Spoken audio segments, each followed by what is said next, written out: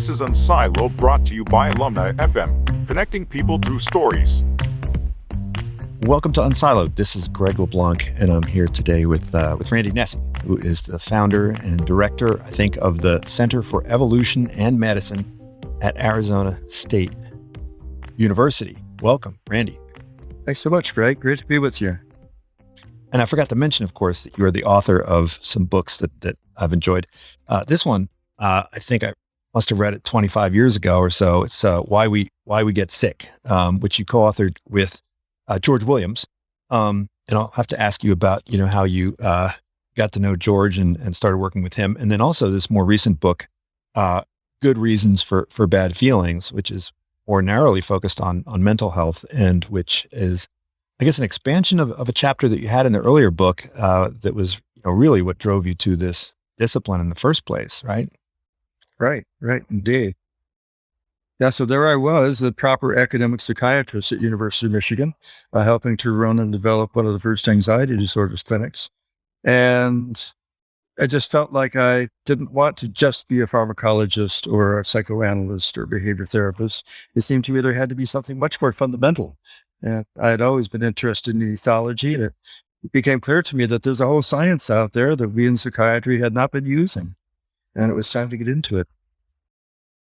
Now, why do you suppose it is? I mean, I think folks in psychiatry, folks in mental health, yes, they dismiss the Freudianism that we had in the earlier part of the 20th century. And I think most people in mental health would say that they are scientific and that they are, doing the best type of evidence-based science when they focus on things like brain disorders and so forth. You didn't go in that direction.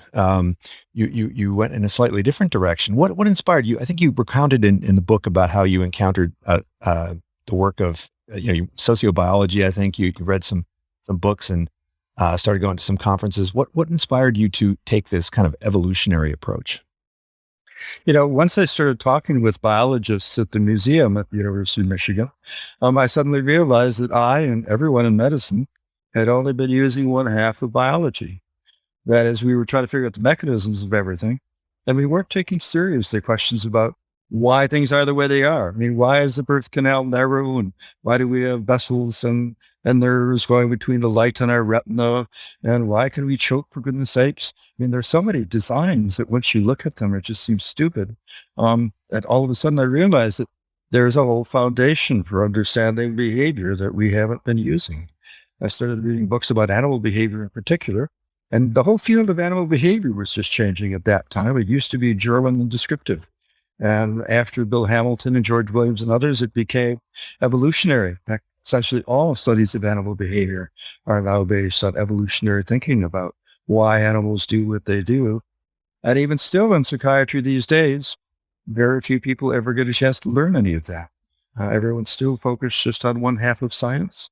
We're getting there a little bit. A group in the UK are especially advancing the cause. They have, I think, 1,500 members in their evolutionary psychiatry special interest group for the Royal College of Psychiatry. So it's gradually coming. But if you're a psychiatrist, you have to do what works right now, and trying to understand the basics doesn't seem all that practical. It turns out it is very practical in the long run, though.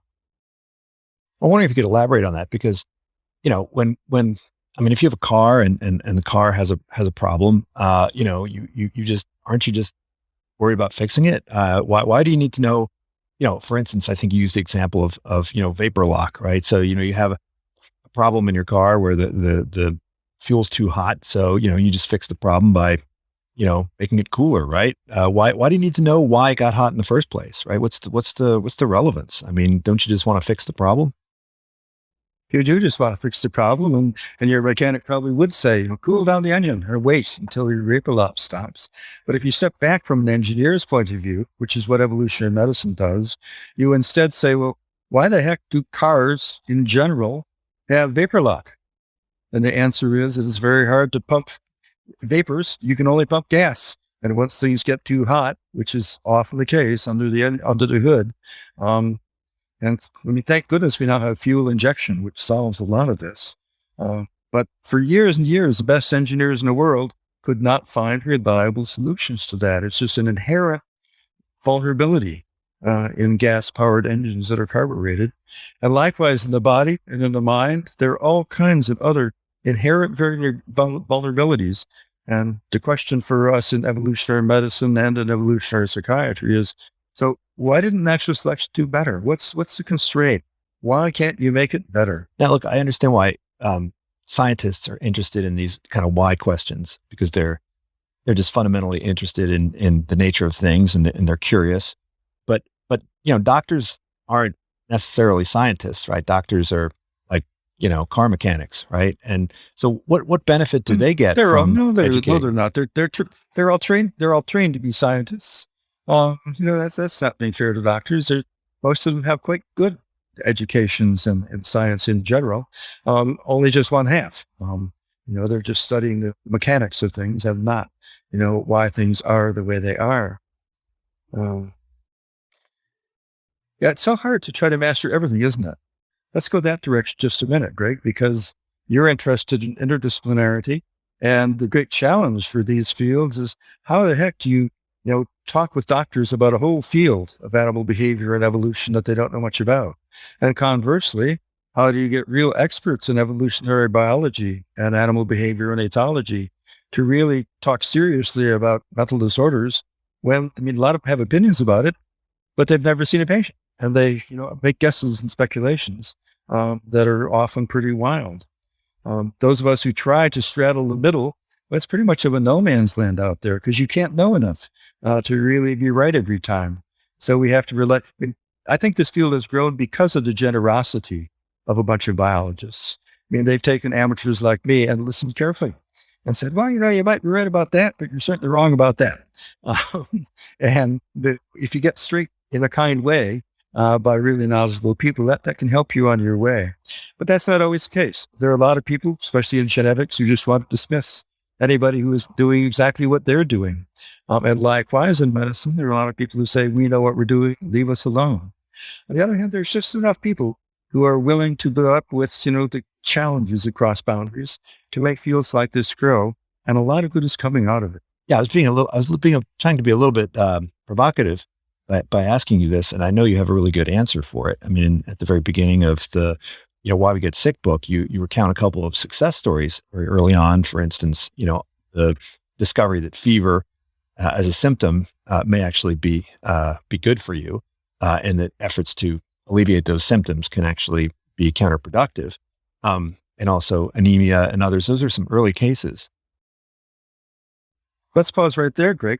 Do we really know right now in what way and how much fever benefits you and what the costs are for blocking fever? There have been some studies comparing, the Tylenol versus placebo for people who have things, and they're remarkably inconclusive.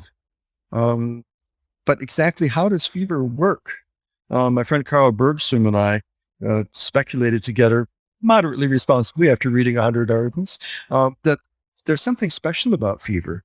It's not, heating bacteria up by a few degrees does not kill them, It just doesn't. They're perfectly happy to grow. Instead, we speculated that it might well be that fever is a signal that can't be subverted. The bacteria and viruses have all kinds of special tricks to get around the mechanisms we use to control them. They shut down parts of our immune system. They hide in our immune cells. That's what HIV does. There's this arms race that's been going on for a few billion years. But fever is a pretty good mechanism for turning on a system to kill things because they can't turn off the fever, at least not very easily. Some of them I think probably can. But fever basically turns on a bunch of good immune responses. And then you have to ask the question, hey, if that's so good for you, why not have it on all the time? And the answer is that everything in the body is a trade-off. And you don't want your immune system cranked up all the time because that's going to be damaging tissues. And then you have to ask yourself, as I did, what about those people who take saunas every day for an hour and a half and crank up their body temperature? It seems like a healthy thing to do. But from an evolutionary point of view, thinking about how fever works and the trade-offs, that might well cause aging to speed up. And I've looked for data on this. I've never found anybody who's done the study. In Finland, for instance, you'd think, hey, they take saunas a lot there. Maybe they age more quickly or something. But you can't get the data because it turns out that people who take saunas a lot tend to be more into health anyhow. So that probably counterbalances anything. There's so much research just right, Greg, if only we could get people to see the questions. So you're saying then that this having a different theoretical approach leads you to ask a different type of question, different set of questions, which would then, orient you in a different direction in terms of your research agenda. That's for sure. And even in the clinic, I mean, it really fundamentally changed what I did. I was looking back and saw I wrote my first paper on evolution and psychiatry in 1984. It was kind of embarrassing to say that most of the ideas that I have now were right there in that 1984 paper. One of them is that panic attacks are not just abnormal things that come out of a bad brain. They are a flight response that can be life-saving if you're in the face of some predator or other life-threatening danger. And I had spent the last 10 years in this anxiety clinic telling patients, no, it's not just your worries, it's actually a brain abnormality, and just do what we say with taking drugs and behavior therapy and you'll get better. And they didn't believe me. They said, well, I know it's my heart, I know it's my brain. But once I started explaining to them, I said, listen, what you're experiencing is a useful response, but it's a false alarm. That fast breathing, those tight muscles, perfect to get you out of danger. That wish to get out of whatever small room you're in, perfect. That fear of open spaces were dangerous for us when we only had wooden spears. And all of a sudden, my patients' attitudes towards their own disorders changed dramatically. Instead of saying, oh, I'm a defective person, they started saying, wow, I have advantages as well as disadvantages. And the fact that I can see that this is a false alarm in the system, hey, I'm going to start paying attention to my panic attacks about as much as I pay attention to my smoke detector when it goes off when I'm making toast. It just fundamentally changed their whole schema about how they think about themselves and their illness. Yeah, I think what's unique about this evolutionary approach is that, and to me, it resembles economics in a lot of ways because it really is all about trade-offs. And the answer to every question that I ask my students in my classes is, it usually begins with it depends, right? Is this a good thing or a bad thing? Well, it depends, right? Let's look at the costs and let's look at the benefits of everything. And I think it's that lens through which you view everything, which forces you to search for things that you wouldn't otherwise search for. Right. So you're an economist by background in part, is that right? Well, I was an historian originally, and then I wound up as an economist by default. But one time I was asked to teach biology, and I realized that all I had to do was use the same models, just cross out the terms, and instead of utility, right, opposite maximization, constrained maximization of utility or profit, it was just constrained, maximization of fitness. That's right. I actually had the privilege of co-teaching a course on evolutionary medicine with an economist one year. And we had a ball because just as you say, there's nothing in the body that can be perfect. I mean, right now I'm writing a chapter about evolutionary anxiety. So how much anxiety do you want? What's the optimal amount? Everybody says, oh, I'd like to be really calm. Yeah, but you're liable to do stupid, dangerous things and die. So you don't want to be way towards that. We call it hypophobia. Hypophobia is a disorder I never recognized as an anxiety expert. But it's just like you can have too much immune response or not enough immune response. You can have too little anxiety, and it's fatal, but nobody comes to the clinic complaining about it. The vast majority of people, though, have too much anxiety. We all think we have too much anxiety. So how come it's set way towards that end of the spectrum? And the answer there is that, hey, an anxiety is cheap. It makes us feel awful, but natural selection doesn't care about that. It's cheap and protects us from potentially really bad things happening. And it's good for our genes, even if it makes us miserable.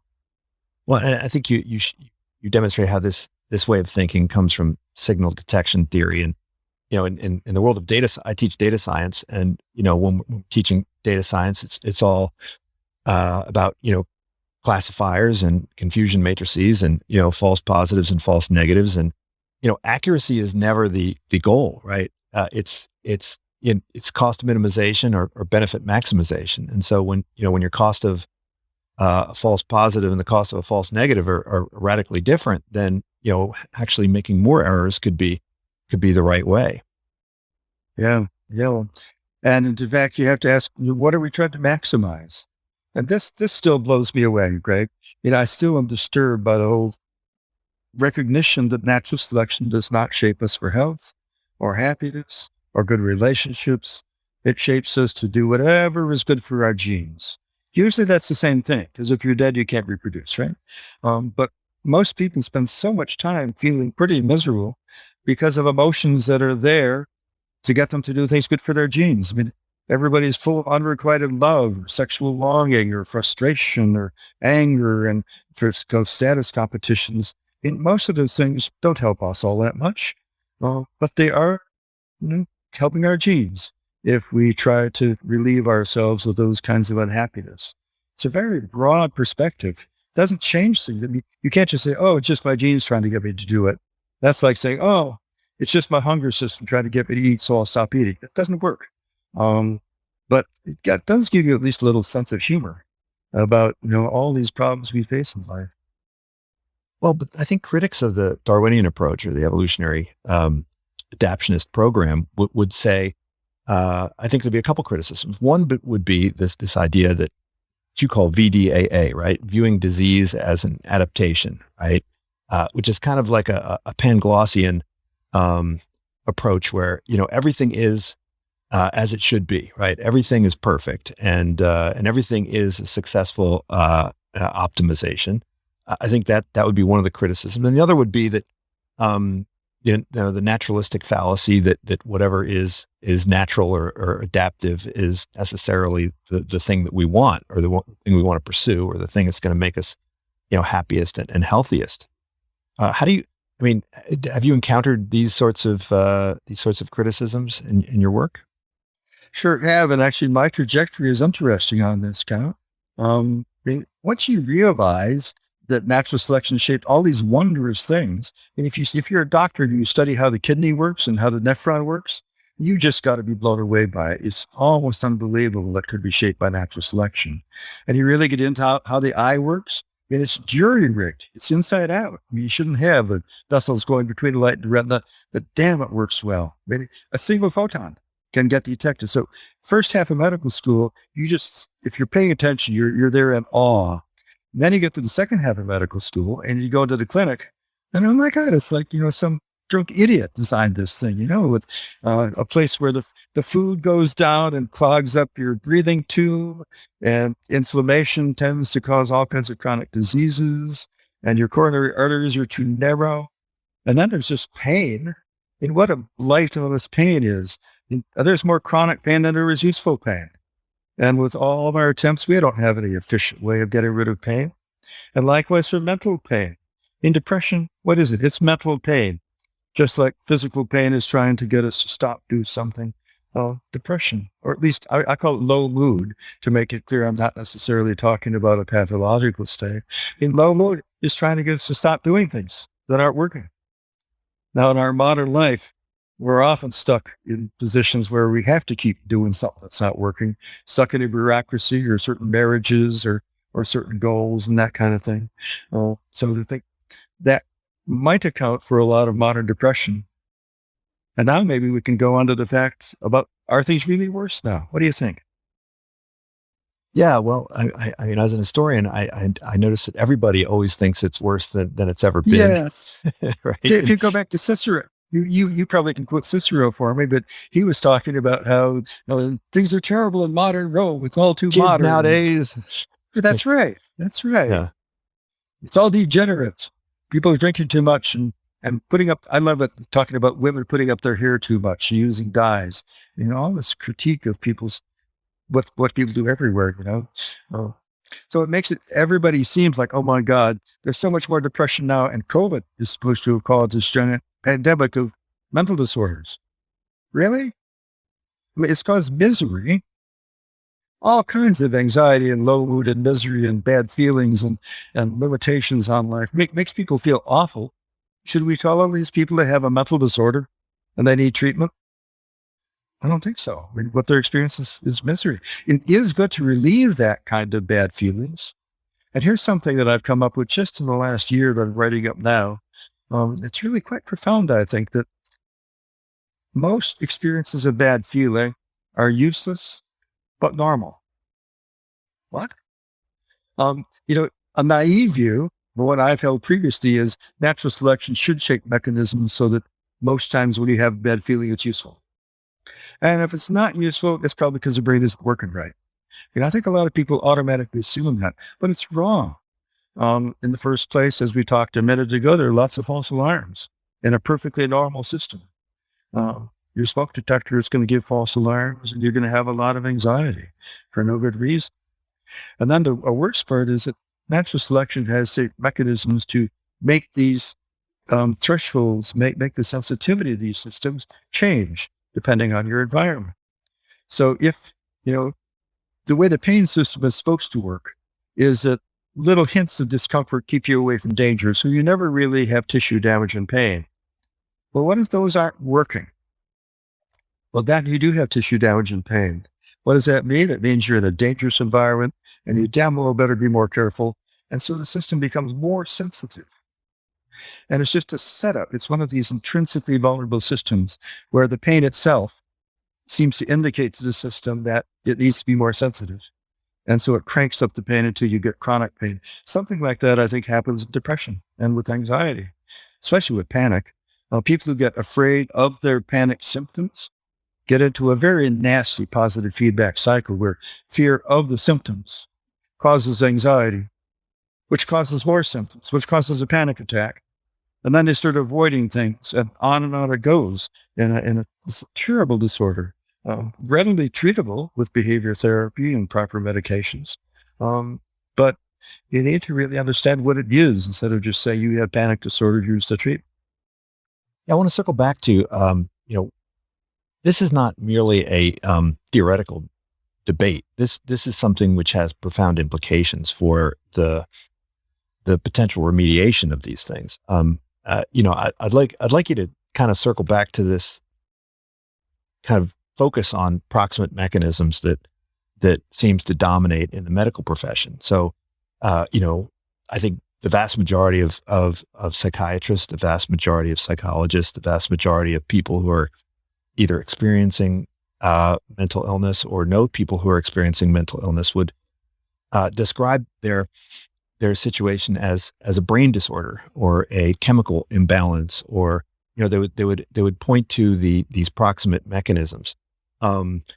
Why is this a problem? If taking a pill alleviates the negative feelings, if adjusting the chemicals and rebalancing themselves the problem, why does anybody care? I mean, isn't this just a dispute about how many angels there are on a pin? That's such a good question, Greg, because many times when I do quick radio interviews, the radio interviewer says, "Oh, Dr. Nesse, you think that low mood can be useful and therefore you shouldn't be taking antidepressants, right?" And I say, no. I mean, pain is useful. Would you never take something to relieve your pain? But what you should do, if you're a doctor or a patient, is analyze that pain and say, do I need this pain now to protect me? And if you've just broken your leg, don't take anything to relieve your pain until you got it, set and in the cast, right? Because you're just going to hurt it more. The pain is really useful then.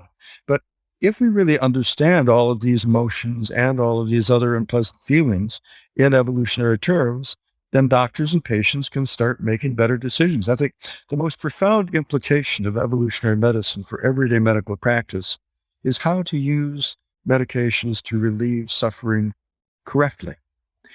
99 times out of 100, it's okay. It's not going to hurt somebody. For instance, if you have fever and malaise when you have a cold, can you take some Tylenol to make it better? Yeah, you can. Is it going to make you get better more slowly? Probably not. There's so many other mechanisms going on other than the fever itself that are fighting the virus or the bacteria that are causing your problem. On the other hand, there are times when it is not very sensible. I mean, most doctors know that if you take somebody post-surgery who's coughing and you give them something to stop their cough, that's a real reliable way of giving a pneumonia that might even kill them. Doctors know not to give cough medicine. In fact, a lot of times after surgery, they ask people to cough and make them cough more to get secretions out of the lungs. So my plea is for psychiatrists and general physicians who treat mental problems to take a proper medical approach, because these symptoms we're experiencing are symptoms, not diseases usually. And now we come to the point that everybody wants things to be simple, right? Is depression a brain disease, or is it caused by your situation in life? Come on, you guys. Let's get a little more subtle. Sometimes it's useful. A lot of times it's normal but useless. And a lot of people do have brain abnormalities, or drugs they're taking, or inflammation that causes their depression. The same person can have 3 episodes of depression for 3 different causes.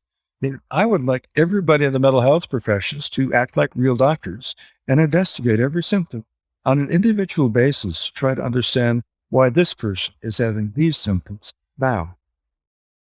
Now, I mean, one thing about medicine that makes it different from science as generally understood is that it is fundamentally a normative discipline, right? Science describes what happens and what causes it and so forth, but medicine is really, it's normative in the sense that, you have sick and you have healthy, and healthy is where you want to be, and sick is where you don't want to be. And so, these norms inform what doctors will do. And so you describe an interesting, about the DSM-5 and the debate around classifying these disorders. And you describe how, if someone is experiencing a negative mood in the aftermath of the death of a loved one, that could be classified as a disorder. Are these normative? I mean, it's unavoidable that you're going to have kind of normative principles in a practical discipline like medicine. Do you think that we do a good enough job of debating the implied normativity of these I think maybe we do. Descriptive terms? We do too good a job of trying to argue about these things. One of the articles I've written that's lasted the longest and still quoted widely is called "On the Difficulty of Defining Disease." So it was up for a big conference where we were all supposed to get together and finally decide what is disease and what is not disease. And my point is, hey, take an evolutionary viewpoint and you realize this is not a question we're going to come to an answer about, partly because of what you're talking about, partly because it's normative as well as dysfunctional. There's a fellow named Jerry Wakefield, who I think has been the leader in this, and he's written several wonderful books about medicine and about depression and anxiety, pointing out what he calls harmful dysfunction as a phrase to define what he means by disease. And he takes a wonderful evolutionary view by dysfunction. He says, it's not a disease unless it's something that's not working right. But it's also got to be harmful. And it's much harder to figure out what is harmful, because that's a judgment that we make in our social context. I'm writing another paper very soon with a philosopher in Australia named Paul Griffiths. And we're going to revisit this whole issue and see if we can't make progress. But I think my theme will continue to be, hey, guys, we're not going to define what disease is, because that's an essentialized notion of something that, it doesn't have a specific reality in the world. It's our attempt to make sense of bodies either not working right or making us feel bad when they are working right. And well, our views of what are good and bad, or sick and healthy, I mean, they are socially created to some degree, and they vary over time. So the notion of pain, for instance, I think there have been times in our culture where, pain is considered a fortifying thing, something that you have to go through. It builds character, right?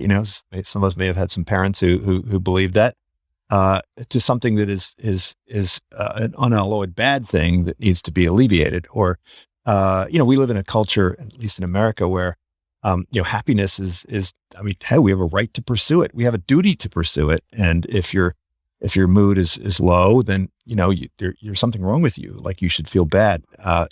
This isn't true, I think, in every society. It's certainly more true in ours than others. I have such an ambivalent relationship with the marvelous field of positive psychology, because it was a long time coming that people paid attention to positive emotions as well as just negative ones. The negative ones are the ones people want help with. So it's obvious we should study those. And finally, a bunch of really good psychologists began studying positive emotions. But there is this strong tendency to be like, we should feel positive emotions and we should strive for positive emotions. There are some pretty easy ways that they suggest where you can feel better about your life. And simply writing down every day some things you're grateful for and connecting with people you care about really can make life better quite promptly. On the other hand, also see people striving for happiness as a goal. And probably my deepest insight about low mood, the one that my residents tell me helps them more than anything else I've ever taught them, is that pursuing an unreachable goal, that's what sets off normal low mood, because the low mood is trying to get you to stop doing stuff that's wasteful and hopeless. And if you keep on trying to accomplish something where you're not making any progress, well, then the ordinary low mood escalates up into bad depression. Eric Klinger was the psychologist who wrote profoundly about this back in 1975. I wish I had read it years before, and I wish every psychiatrist and clinical psychologist would read it now. And now we come back to positive psychology. I do see people who are striving to be happy all the time. And I'm not sure that works. I think it's, I would instead advocate respecting our emotions and not letting them take control of us when we feel that they're not, in our best interests. And so often they're trying to get us to do things that are good for our genes, or there are things like those positive feedback cycles I talked about that, the system might be normal, but it certainly isn't good for us. And this brings us back to what should we do?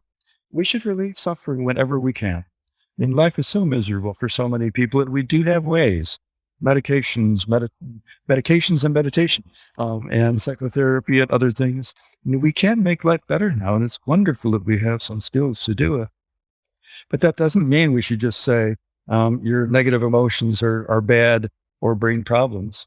And now I'm going to pause a second and say, just so there's no misunderstanding, a lot of them are brain problems, and we do need to keep looking for that.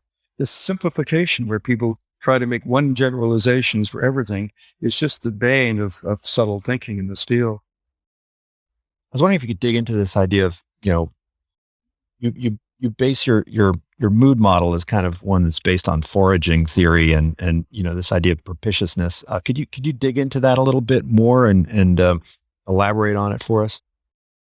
Yeah, I mean, the first thing, I spent a whole year just trying to understand emotions, Greg. Figured, hey, I'm going to be treating people with emotional problems every day. I should understand the science of emotions. And I went to my 1,000-page psychiatry textbook, and it had 1/2 of 1 page about the emotions. So I thought, I'll figure this out. I'll read a bunch of stuff. Oh man, did I get miserable, because it was all about how many basic emotions are there and what's the function of each. And finally, I came to quite a simple conclusion that I think most people have come to share. It is that we shouldn't be asking what the function of each emotion is. Instead, from an evolutionary point of view, we should be asking, in what situation is that emotion useful? Anxiety, when is it useful? When you're in a dangerous situation. It helps you escape and avoid dangerous situations. Low mood is harder. In what situation is low mood useful? Well, in what situations is it best be kind of pessimistic and not want to do anything and feel bad about yourself? But it turns out that there's a lot of situations in which that's the case. The most global one I call, unpropitious situations, but that's just fancy talk for, situations where no matter what you do, you're wasting your energy. But one thing I've been becoming clear about with a chapter I've just been writing for a book on evolution and psychiatry is that natural selection has gradually differentiated global mood or the depression into all kinds of subtypes to cope with different kinds of situations. One might be, hey, you can't find any food, and every time you go walking for a few kilometers to find some, you're wasting your effort. But really, for we humans, mostly what we're foraging for is each other's affection and respect. And that makes it so complicated, because we're constantly looking with every little glance and every little intonation. Does that person like me? Is that person criticizing me? Are they flattering me? We're just so damn subtle, and we're so sensitized to those kind of things that it makes life rich and complicated. The good part is that it makes most people pretty nice. There's no other species that can cooperate to anywhere near the way that we can. But it also makes things complicated because people aren't always honest. We're not even honest with ourselves a lot of the times. And now we're down the rabbit hole to where things get complicated.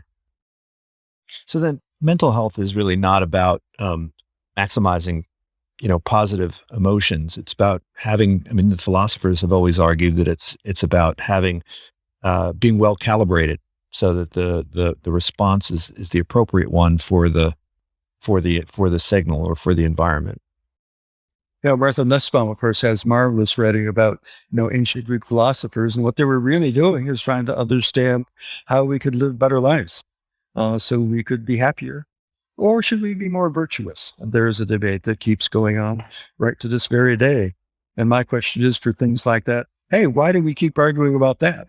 And I think it just goes very deep to our human nature. I wish there was some way that all of this could just make everybody feel better most of the time. I'm pessimistic, sorry, about, our ability to magically wave away most of the suffering people have. Early in my work as an anxiety disorder specialist, we all hoped that we were going to find some medication that would just stop anxiety safely. Kind of like Valium, but without any side effects or addiction. But if you look at the history of trying to control pain, same issue. And we still don't have reliable ways of controlling pain effectively without side effects or addiction. And the whole system doesn't involve a few neurons or a few genes. It involves the entire system that's been shaped by natural selection. And here's a hobby horse of mine. I've been reading recently about what I call tacit creationism. And by that, I mean the tendency to think about the body and the mind as if they're machines with separate parts designed by an engineer, each one of which has a function connected in straightforward ways. And I think this is not just in psychiatry and not just in medicine. It's all through biology. We try to label each part of the brain. What's its function? We try to name each gene in terms of what's its function. But that's not what natural selection shapes. Natural selection shapes organic complexity where every single thing has multiple functions, that every single function is carried out by multiple genes and multiple neurotransmitters. It wasn't very many years ago we were trying to say dopamine causes schizophrenia and serotonin deficit causes depression and other things cause anxiety. Sorry. Different neurotransmitters have somewhat different roles, but that kind of simple mapping, it again reflects this human tendency for we're seduced by simplicity. We're just desperate for monocausal explanations. And that's good because it's hard to even talk to somebody about the real complexity going on. But it's wrong when we try to make these simplistic assumptions. Well, I think another point is that, even if you're super well calibrated for the objectives that would maximize your fitness, that doesn't mean you're well calibrated for a happy or fulfilling life, right? I think there's countless examples. You talk about the hedonic treadmill, for instance. This is a fantastic adaptation if you're trying to get individuals to pursue grand goals that will lead to greater reproductive success. It's not necessarily a recipe for an enjoyable, happy, and fulfilling life, right? I think the social groups we are in deserve more study in terms of how they influence us. Every university now is trying to do things to make life better for their students and faculty. Work-life balance courses even help people do work-life balance. And then at the end of the year, they say, and how many papers did you write? And how many grants did you get? How many patients did you see? So on the one hand, and the dean either gets hired or fired or promoted or demoted based on how many papers and grants and dollars and great glory came in. Likewise, in business, it's the same thing. People want, to have their employees be happy so that they will work harder and be more productive. And I think there's something inherent in social groups, especially when leaders are promoted and rewarded for the productivity of the group. On the one hand, they say they want to protect and help and like their employees and the people in the group, but they also do a lot of things to provide the rewards to the people who do much more for that group instead of their family and themselves. Is this too cynical? What do you think, Greg? Well, I think you're onto something there. I was wondering if in the book Why We Get Sick, I think you introduced. There's a whole bunch of different concepts which have taken on life. I think one of which that you elaborate on is the whole mismatch theory, where, I mean, it's certainly not the most important reason for disease, but now that we've sort of tamed all the infectious diseases, all the, vector-borne diseases, well, not all of them, but, a lot of this stuff has gotten out of the way, and now like new sorts of ailments have come to the fore. And some of them are just ones that were lurking in the background and were hidden by our short life expectancy. But there are others that have arisen due to, a mismatch between the environment that we find ourselves in and the one that we're adapted for. I was wondering if you could comment on how that has taken on a life of its own. I mean, we're surrounded by people who are advocating the paleo diet and, saying that we need to run barefoot and so forth. It seems to have been at least influential for a small group of people, but I would guess that for most, this hasn't really sunk in. I know if my dentist tells me that my teeth are crooked because of my genes, and my eye doctor tells me that I need eyeglasses because of my genes, and it's sort of, it hasn't been adopted uniformly. Some have really embraced this and maybe even gone overboard with it, and others have really failed to acknowledge it. Yeah. So this whole idea of mismatch is something that George Williams and I emphasized in that book. And I was delighted just a few days ago to get a paper that's soon to be published by my philosopher friend Paul Griffiths, where he, in 92 pages, goes through in exquisite detail the origins of the idea of mismatch and how it's applied and misapplied in medicine and elsewhere. I look forward to reading it very carefully. Well, I thought it started with Genesis. Didn't it start with Genesis? I thought Genesis was the first mismatch story. Well, you read about Noah in his tent lying drunk and naked, in the Bible. If they hadn't had ways of fermenting and storing hard liquor, there would have been that story in the Bible. And in ancient Rome, you know what they did in ancient Rome to make their wine taste better? They put ground up lead in their wine. I mean, now we're panicked about even touching lead, right?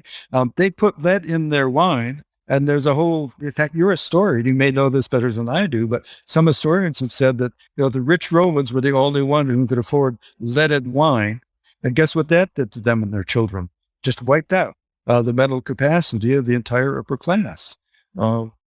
So this goes back a long ways. I think, again, as always, there's a tendency to generalize. In psychiatry, there are several books written saying all mental disorders are products of mismatch in modern life. No, that's not true. Some are, though. I think in particular, addiction and eating disorders deserve special scrutiny. I mean, you can't get addicted to something if you can't get reliable supplies of it. Alcohol has been with us a long time because it's so much fun and it's easy to make and transport. You can do it any place. Other drugs, you can get them from plants, and many cultures have, but pure supplies and hypodermic needles and cigarette papers, those are all kind of new, so they make it possible to get addicted to nicotine and other kinds of things. So I'm trying to think more deeply about how should we think about why we are vulnerable to addiction? Because those are some of the greatest, curses on our whole species. And first you have to ask, so what's the trait that's a product of natural selection? And the trait is we really get off on drugs. We like them.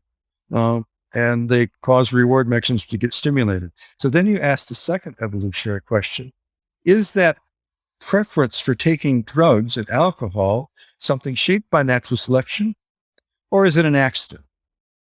Now, I come down quite strongly with it. Hey, it's an accident. We got a brain. It's run by chemicals. The chemicals that run the reward system are dopaminergic and the like. And so things that stimulate those areas of the brain and those chemicals reinforce us. We get trapped into cycles of using them more. Other people don't agree with me. They would say that maybe we like alcohol because it is safer than drinking water way back when. Or maybe it makes us bond better with other people. Maybe using nicotine deworms us. It's hard to test those hypotheses. But again, something that's built into us is this fascination with function. And so I think once you get the idea that natural selection does shape all these interesting, subtle adaptations, it's very tempting to go ahead and try to ask for everything. How is it useful? But I've tried to demonstrate in this little discussion about addiction is the question isn't why did natural selection shape addiction? The question is, why did natural selection shape brains that get off on drugs? And we don't have a secure answer to that question yet. The second part, or the third part really, to a full explanation of addiction is the prevalence of runaway feedback processes, vicious cycles. The problem with taking drugs is the more you take, the more you want. And now we come to eating disorders, much the same thing there, people keep talking about, there's a lot of papers saying, how are eating disorders useful? If I had to say one thing about the challenge and the mistake that's common in evolutionary psychiatry and evolutionary medicine, it is trying to say, how is this disorder useful? Disorders aren't useful. On the other hand, the traits that make us vulnerable to those disorders are useful. And there are good evolutionary reasons why those traits leave us vulnerable. One big one is mismatch that we were coming back to. But I think we need for every disorder to try to understand in more depth. Let me go on about eating disorders for just a second. Why is it that we're vulnerable to eating disorders? And some people say, well, it's to stop reproduction at times when you don't have enough food so you don't waste a pregnancy.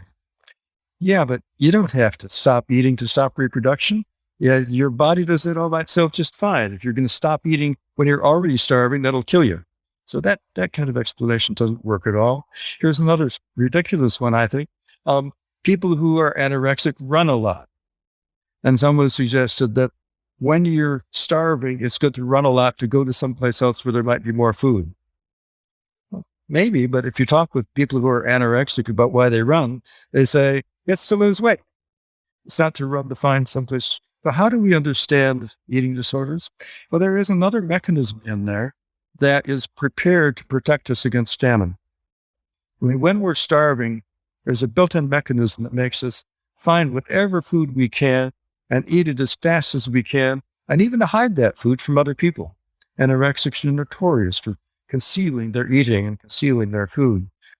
If you're starving, that's a really smart thing to do. So what happens in modern life? In modern life, we starve ourselves, trying to lose weight, thinking that our willpower can triumph over our appetites. Well, that's a bad thing to do. It just doesn't work, does it? Every time, after a day or 2 days or 3 days, you find yourself staring at an empty half-gallon of ice cream or a whole loaf of bread. The mechanism goes off, and our so-called willpower is pretty feeble compared to that for most people. For the vast majority of people, they become bulimic. They gorge and they vomit, and they vomit and they gorge. But very few people are able to control themselves. They become anorexic, a disease, a real disease that is a killer. Because once it really gets going, everything goes haywire, cognition goes haywire. But the origin of it, I think, is, again, a positive feedback cycle where you start dieting, it makes you go out of control and gain a little weight because the system resets to a higher set point in situations of scarcity. And so you try harder yet to stop your food intake. And for both eating disorders and addiction, I think at the base of this is something you might be especially interested in, and that is most humans believe that they can control their impulses. They can control nobody starts taking heroin and says, well, I might get addicted. No, they say, oh, I can control it. I know I can control it. And nobody people diet and say, oh, I can just stop my eating. Overwhelmingly, it's not true. But our minds are shaped in ways to make it seem like it's true. I think for most people, when they hear about, say, something like Darwinian medicine, they're probably thinking that you're concerned only with, hardwired behaviors and hardwired biological tendencies. But in fact, quite a bit of it is context dependent, is environment contingent. And the things that are evolved are really kind of if-then mechanisms. And so you might have mental disorders that are radically different from society to society or from time period to time period based on the cultural conditions of that society or the technological conditions of that society. There's a whole literature, right, on, like the wandering disease in the 18th century. And there's the disease of the shrinking penis in the Philippines. And anorexia is something that you don't see, in all parts of the world. I think wherever you find people stopping food intake for whatever reason, and I think there were religious devotees back centuries ago who would stop eating and got into the same kind of patterns. Modern times, it's people trying to make their bodies match some cultural ideal, which is probably why there's so much more of it now. Yeah. So I want to I want to get back to some of the kind of psychological problems that might be more common now than in the past. And, I certainly I don't want to fall prey to the idea that everything's getting worse. And you certainly see in the media lots of concerns that depression is on the rise among young people. And there's a lot of, certainly a great deal of medication that's being given to our children today. And the rates, at least the diagnosed rates of a variety of psychological ailments seem to be on the rise. Does this reflect an increase in psychological problems, or does this reflect a change in the way the medical profession is thinking about our psychological state of health? So there's a nice article that appeared in The Lancet just last week, and it was called Revisiting 1 in 4, because previously people had said 1 in 4 people in the UK has a mental disorder. And so they reviewed all the statistics for the past 15 years to ask, is it really 1 in 4? And are things really getting worse? And when they looked at it more carefully, they said, well, it's more like 1 in 6, which is still a lot of people. But no, there's hardly any evidence that anxiety and depression and other disorders are getting worse. And there is some other evidence that maybe in young people in the UK, that social media use may be causing increases in anxiety and depression. So I wouldn't rule it out. I've been saying elsewhere that social media are for the mind what fast food is for the body. It's what we want, and it's not good for us in terms of living a stable and wholesome life. So isn't it wonderful that we do have proper epidemiology to answer these questions, though? I mean, people are doing these studies, and in a few years we will know. Of course, the public debate about social media taking over our lives. I mean, here we are talking online, and people. I talked with a professor friend yesterday. I wanted to meet with her. She said, "Well, actually, I'm on Zoom from Thursday morning until Friday at 5 p.m. every hour. Could we talk next week?" What? You're on Zoom every single hour? I mean, that's cruel and unusual punishment. But in a way, I mean, if someone says, diabetes is a problem, obesity is a problem, and it's a result of this, say, mismatch, I don't think the right counter to that is to say, yeah, but people had cholera 100 years ago, because it's not really saying, like, the relevant question is not, are we better or worse off than we were 200 years ago? Exactly. The question is, are we as good as we could be? And so, even if mental illness is the same now as it was, 50 years ago, 50 years ago, they had very different reasons, like, the Nazis, right? Or whatever, or high infant mortality rates, or, maybe we should be in a better place mentally now. And if we're not, maybe it's because there are these things like social media that we could potentially So there's real regulate. evidence about this, Greg, that I think we can attend to. I mean, rates of depression in Japan and Korea are about 1/8 of what they are in the United States. The United States is the world leader. But in is that just depression because we rates. overdiagnose? I mean, we No, overdiagnose it's not. prostate cancer. No, it's not. Well, these are proper epidemiological, random selected subjects studied in standardized ways. No, I think these are real differences in these disorders. You do not find these differences for obsessive compulsive disorder or autism or schizophrenia. I think those disorders are an entirely different category. And on the one hand, we have anxiety and depression. Those are emotions that are useful sometimes and really prone to dysregulation and prone to going off when they're useless but normal. But with these other disorders in the middle, these behavioral things like addiction and eating disorders. And those are behavioral problems where people get into positive feedback cycles that trap them. But then you go further towards the cognitive, highly heritable disorders like schizophrenia, OCD, bipolar disorder, and autism. I mean, those things, I think, reflect fundamental limits on how good you can make the mental apparatus. It's like computer programs, they're going to crash. And then the people who make them keep trying to make them so they don't crash. But there's always something in there that is going to make them crash. And it's like the automobile that we started with. You were talking about vapor lock. It's intrinsic to gasoline engines to have an engineering challenge to make to avoid vapor lock. And the idea I'm working on right now is one that there may be many aspects of the mind that are problems for the same reason that we have problems with our hips and our ankles and our feet. I mean, standing upright was a huge innovation, but it was also a huge transition. And it's left us not only with pain in all of those joints, but with hemorrhoids and with hernias and with, all kinds of other problems. Maybe in another million years, natural selection will take care of those things. But in the meanwhile, the whole system is very slowly adjusting to a whole new way of standing up. And I think in our social world, it's not just the past million years, it's the past 10 to 20,000 years, where all of a sudden we have cities and bureaucracies and economies, and we've coped remarkably well. We're such an adaptable species.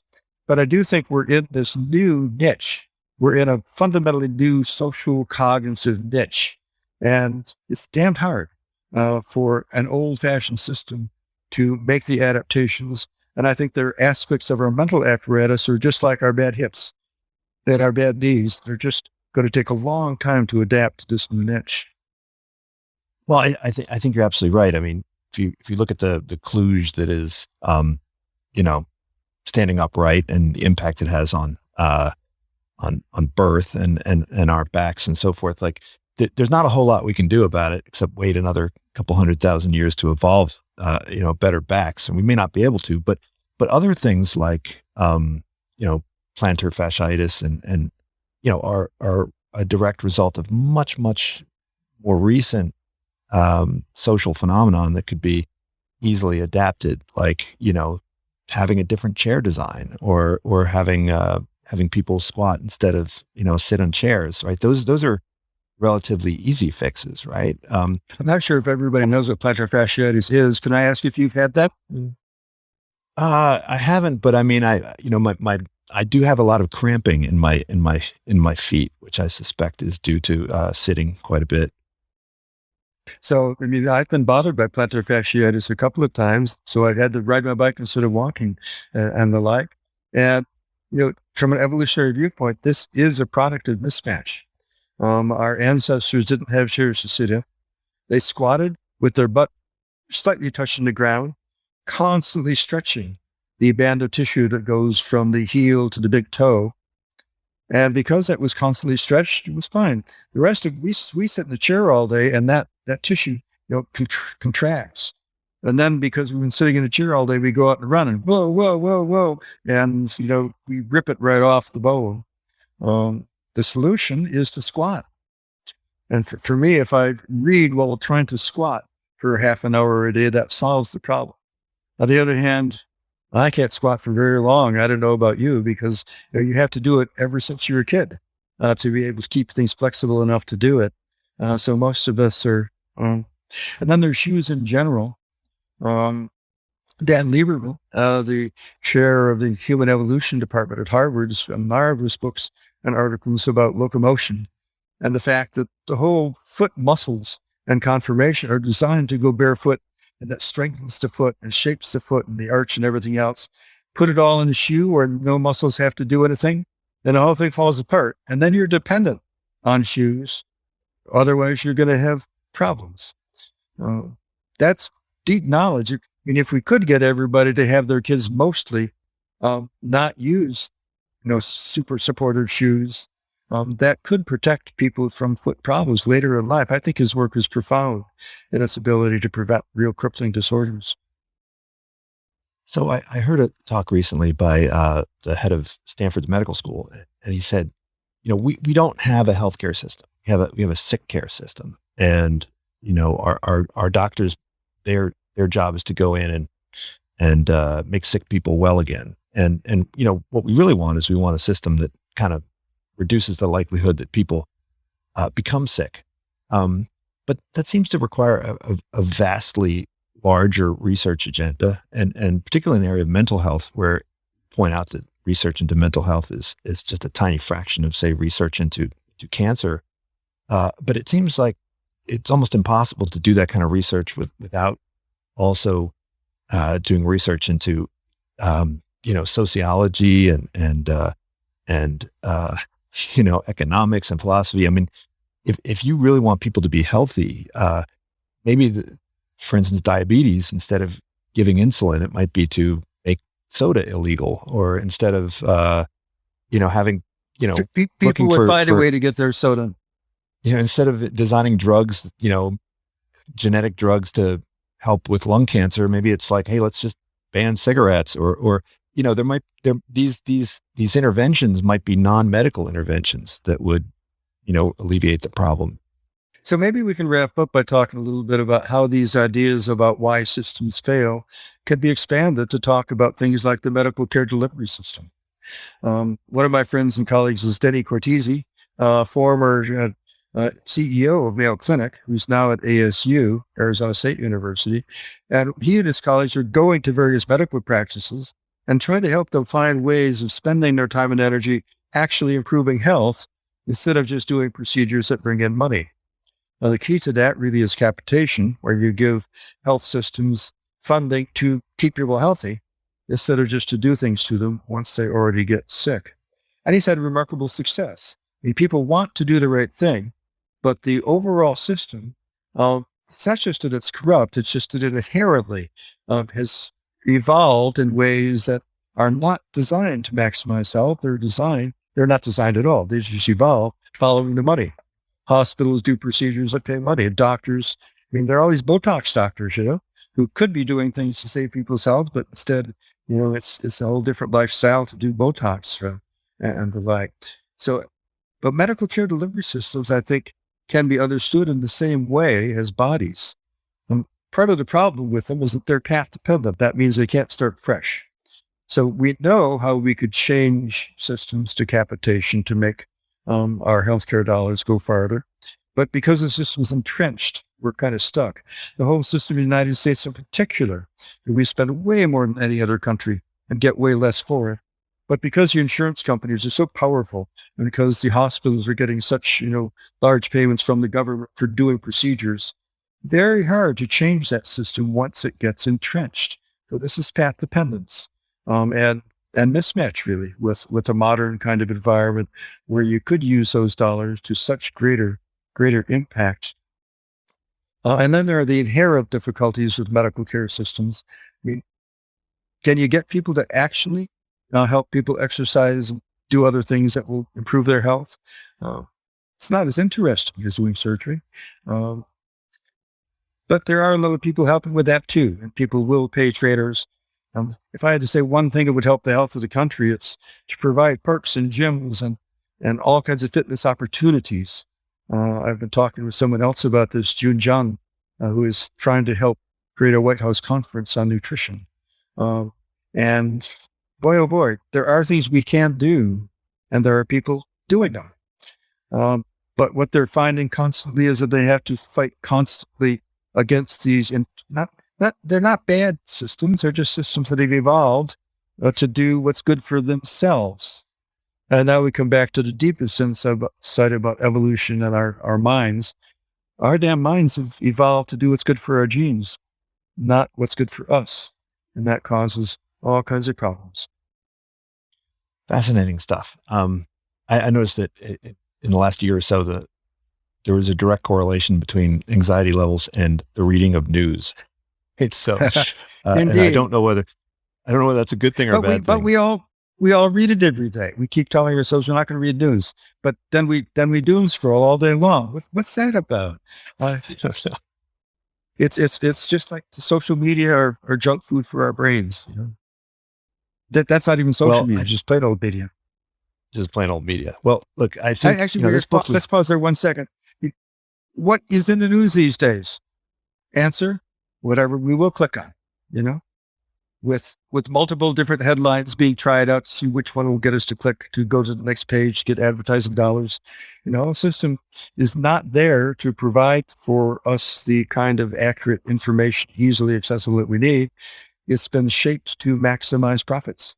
And the companies who are running it can't help that very well. So once we get in these same evolutionary ideas that help us understand why bodies are vulnerable, I think help explain why medical care delivery systems are suboptimal, and why things like our media systems are not giving us what we'd like them to give us. Well, I think that's also a bit of a mismatch, right? Because if you live in a community of 300 people and one person gets eaten by a shark, it's like, hey, you got to stay out of the water. But when you have 330 million people and one person gets eaten by a shark, our brains say stay out of the water, even though it's a much less likely.